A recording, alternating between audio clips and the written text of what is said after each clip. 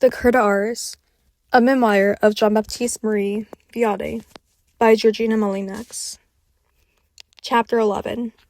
Further details of Marie Vianney in his capacity of confessor. We have already remarked that out of the 18 or 20 hours which constituted Marie Vianney's working day, 16 were passed at the confessional, and this not for a week or a month, but for more than 30 years, for a lifetime. It is very difficult to comprehend how he supported these long séances with all the other labors of his mortified life, without being utterly prostrated by fatigue. It appears, however, that his faculties retained all their vigor and freshness to the very end of his long and arduous career. Marie Vianney generally left his church at 7 o'clock in the evening, in winter, and at 9 in summer, and at midnight, or sometimes at 1 o'clock in the morning, he again returned to recommence his unwearied task. So dense was the crowd, which at all times thronged the presence of his chapel, that individuals have been known to pass several nights at a time under the porch, without being able to advance one step towards the sacred spot where they expected to leave all their sorrows and to be absolved from all their sins. When, at 6 or 7 o'clock in the morning, the Cura de Ars left the confessional in order to approach the altar, the congregation was so closely packed that the services of a kind of temporary police were absolutely necessary to make passage for him and to secure his personal safety. At 10 o'clock he shut himself up in the sacristy, where he passed a short time in private devotion, after which he confessed the invalids and those who stay at Ars was unavoidably limited. At 11 o'clock he had his catechism.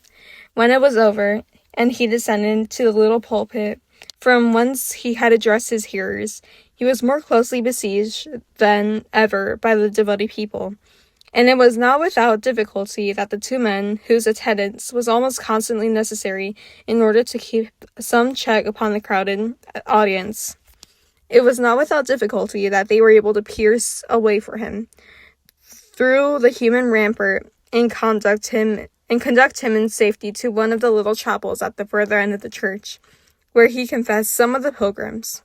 When, after his hasty repast and his daily visit to the missionaries, which also occupied but a few moments, the cura returned to the church, he again passed through 2 lines of living fortifications, which had been reformed during his short absence, and which became more and more compact in proportion as he advanced. As soon as he was safely installed in his chapel, which was often a work of considerable difficulty, he recited his vespers on his knees, after which he again confessed the pilgrims until 5 o'clock. It might be supposed that the continual and absorbing labors of the Cura de Ars must have rendered it impossible for him to give his undivided attention to each individual, but it was not so. There was not one penitent who might not have believed himself the special object of his solicitude. In the midst of that dense multitude, which appeared to be constantly on the point of breaking through all restraint and manifesting some violent display of feeling, he listened to the individual kneeling before him as if there was nothing else to engage his attention. He possessed, it seems, that rare faculty of being able to concentrate every thought and feeling upon the labor of the present moment. The past he abandoned to the mercy, the future to the providence of God. It is true that in order to be able to see all the devoted, but a few moments It is true that in order to be able to see all he devoted but a few moments at a time to each of his penitents. But those few moments produced the most extraordinary effects. Many of the pilgrims affirmed that the first moment of their eyes met those of the holy priest. They felt, as it were, carried off their feet and lifted to so great a height above all the miseries of this world as to become entirely indifferent to them. Others, that they felt themselves transported into limitless space and borne up without effort to those blessed regions from whence God looks down upon the affairs of men, embracing at the same moment universal space and infinite time, and beholding the ultimate triumph of his justice and mercy. Marie Vianney is said to have possessed the most extraordinary power of penetrating the thoughts and of reading the hearts of others. M. Molyneux states many instances where he discovered to the penitents his knowledge of circumstances which they had wished to conceal from him, and which it appeared could not have been divulged by any natural means, whilst he reproached them for making only half a confession.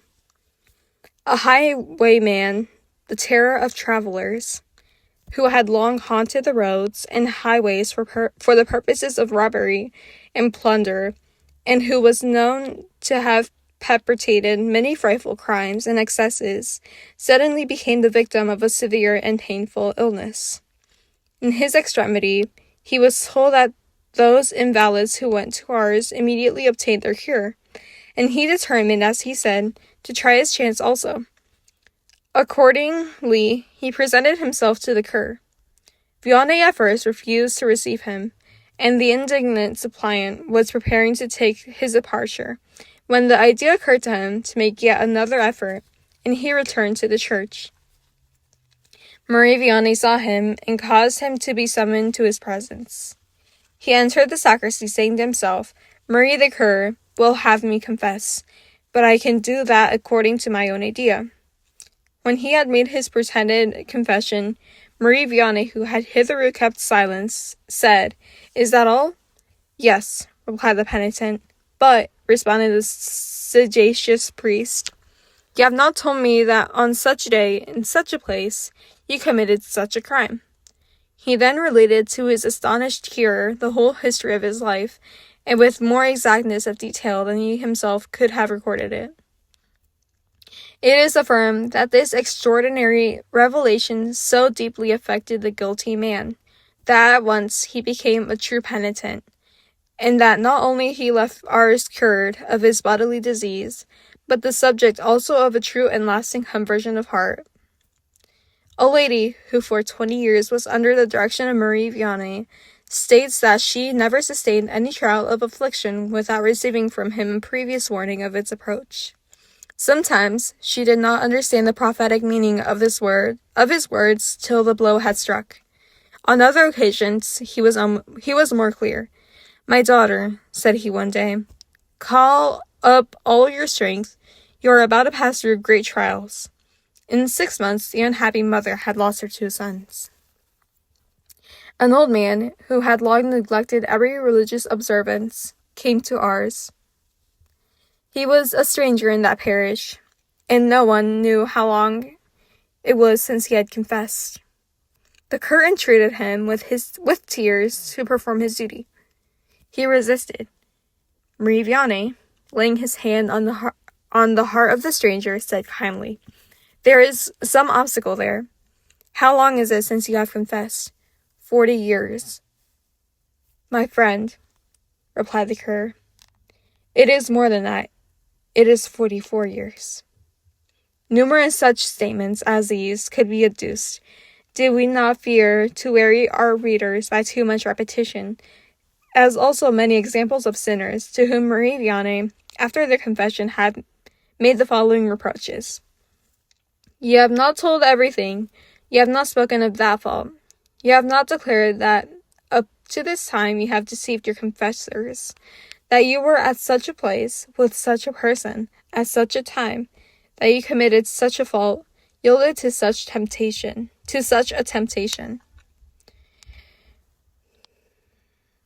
To others, he simply said, 'This is not all.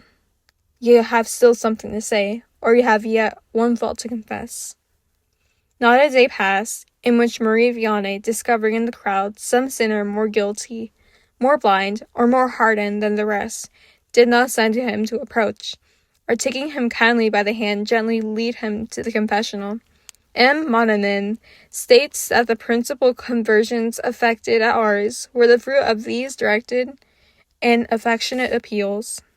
Gracias por vernos. Suscríbete al canal de Misión Ruah YouTube ahora para que podamos seguir difundiendo la misericordia de Jesús en el mundo entero. Y no te olvides de compartir, darle un me gusta, comentar y suscribirte al canal para ser un misionero Ruah más.